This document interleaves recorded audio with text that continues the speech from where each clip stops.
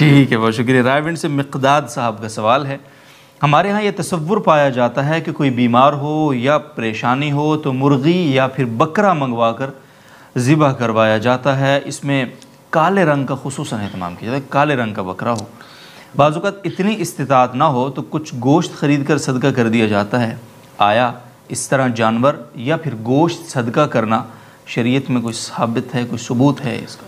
یہ مسئلہ پہلے کئی دفعہ بیان کیا جا چکا ہے، صدقے کا بکرا تو کالا بکرا بھی ایک جہالت ہے، اور بکرا کالا کی بجائے سفید بھی ہو، اگر اس کو مقصد سمجھا جا رہا ہے تو یہ بھی غلط ہے۔ صدقے سے بلائیں ٹلتی ہیں، لیکن صدقہ نام ہے غریب کی حاجت پوری کرنے کا، تو اس کو بکرے کے بجائے اگر آپ پیسے دے دیں تو زیادہ اچھا ہے، راشن ڈلوا دیں تو زیادہ اچھا ہے، اور اگر گوشت ہی کھلانا ہے تو بازار سے خرید کے کھلا دیں، وہ سستا پڑے گا اور اپنی مرضی کا ہوگا، ٹھیک ہے نا، اپنی مرضی کا گوشت آپ اس کو دے سکیں گے۔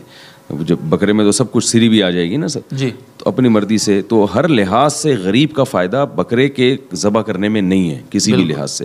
غریب کا فائدہ اس میں ہے کہ کیش دینے میں یا راشن ڈلوانے میں یا بازار سے گوشت خرید کے دینے میں، وہ سستا پڑتا ہے اور اچھا گوشت مل جاتا ہے اس میں، تو اس لیے اس کو اگر کوئی مقصد سمجھ کے کرتا ہے تو یہ پھر غلط بات ہے۔